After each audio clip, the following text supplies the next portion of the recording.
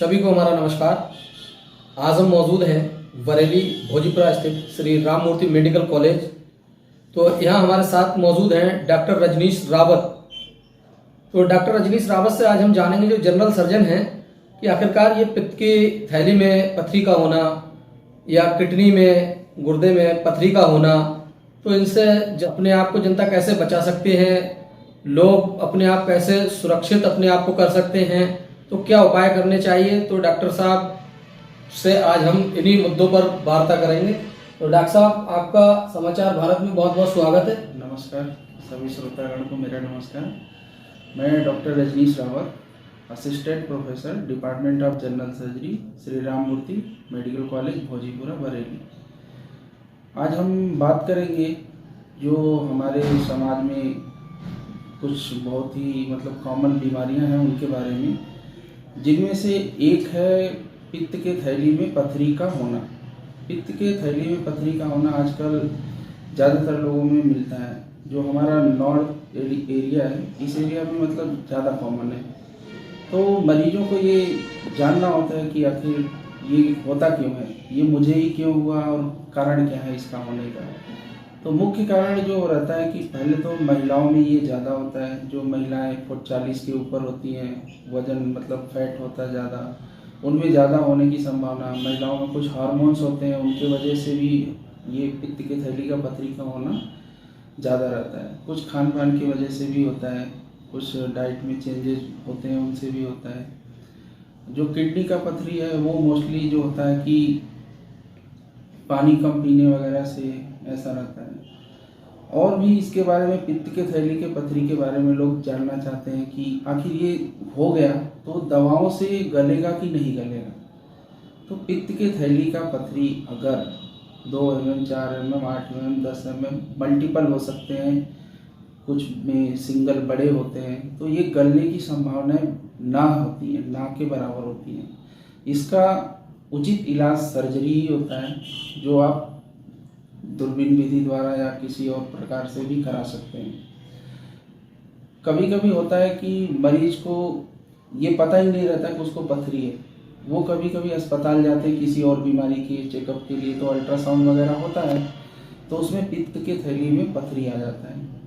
तो उनको पित्त के थैली में अगर पथरी की शिकायत है, आपको लक्षण है या नहीं है, उसका इलाज उचित समय पे उचित सर्जरी से होना चाहिए। ये होता है कि आपको कराना चाहिए। कुछ लोगों को रहता है कि मैं तो शुगर का मरीज हूँ, तो मुझे ऑपरेशन नहीं कराना चाहिए, घाव नहीं बनेगा। लेकिन तो ये मिथ थोड़ा है कि शुगर में ऑपरेशन नहीं होता है।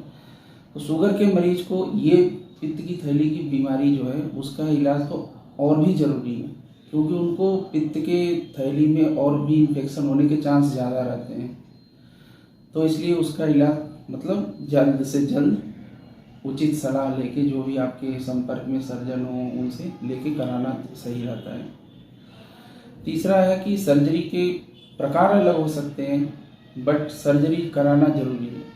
सर्जरी 2 प्रकार से होती है। एक होती है लैप्रोस्कोपिक सर्जरी, दूसरी होती है चीरा लगा के सर्जरी।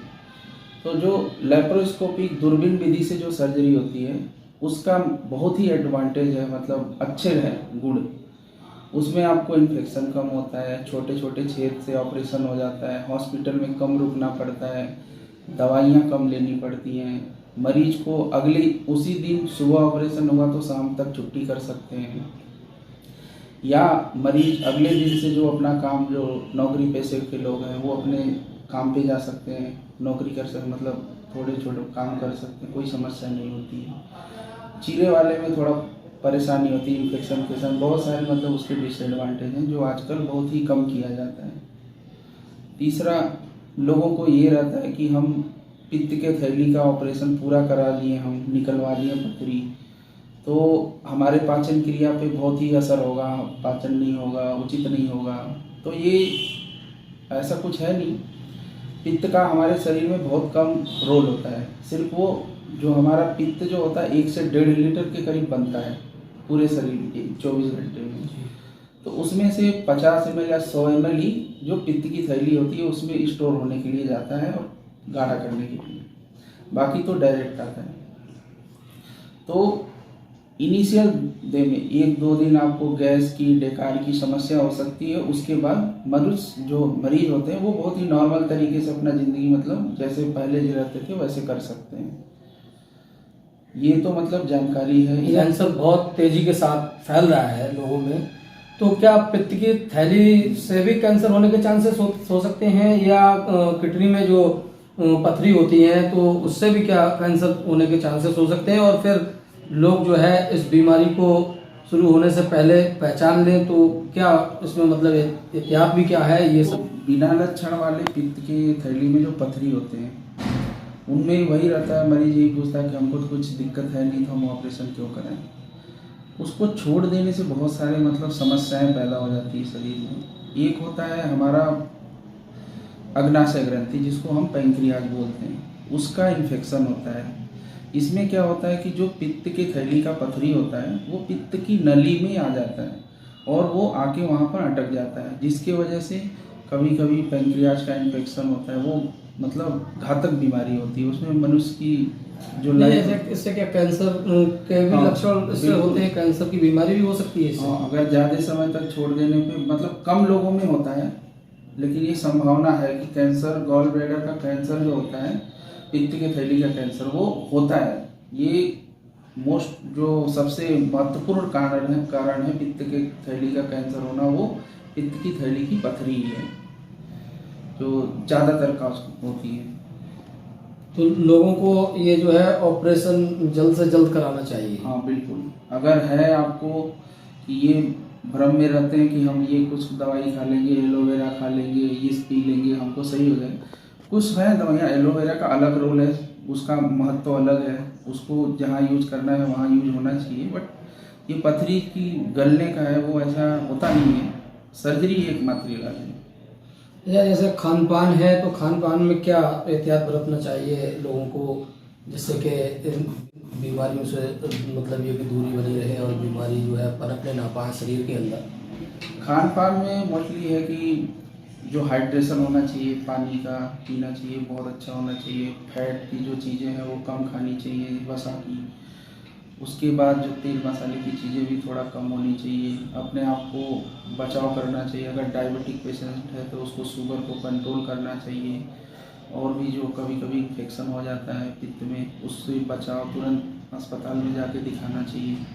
तो ये सब अपने को तुरंत के तुरंत जैसे कुछ हो तो जितना जल्दी हम अपने डॉक्टर से सलाह लेंगे वो उतना उचित रहता है कि ज़्यादा मरीज को कॉम्प्लिकेशन ना हो।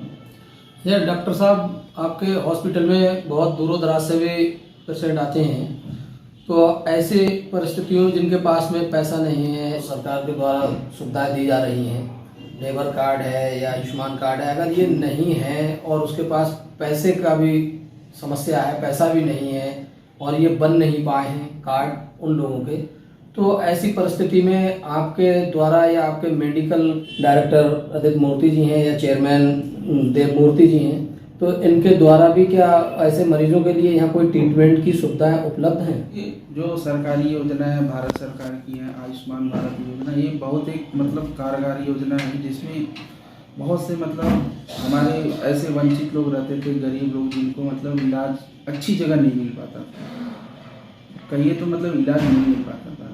उन लोगों को लिए मतलब ये वरदान की तरह है कि एक बहुत अच्छी जगह फ्री में इलाज हो रहा है, और वो भी मतलब एडवांस टेक्निक से हो रहा है, जैसे लेप्रो दूरबीन विधि से हो जाता है ऑपरेशन। और भी योजनाएं सरकार की हैं, उत्तर प्रदेश सरकार की हैं, उसमें भी है, सीएम फंड से हो जाते हैं। और जो हमारे चेयरमैन सर हैं श्री देव मूर्ति जी, और डायरेक्टर सर हैं हमारे आदित्य मूर्ति सर, इन सब लोगों के मतलब चलाई हुई बहुत सारी मतलब हमारे अस्पताल में योजनाएं हैं, JCY है, SSY है। तो वो 500-600 रुपये के कार्ड बन जाते हैं, उसमें आपको 25,000 तक का मतलब मुफ्त इलाज मिलता है। जो ऑपरेशन होगा वो ऑपरेशन हो जाएगा। दवाइयाँ भी हमारे अस्पताल में बहुत सारी जो ट्रस्ट के द्वारा हमारे मरीजों को प्रदान की जाती हैं वो मुफ्त में की जाती हैं। और भी खाने का भी रहता है।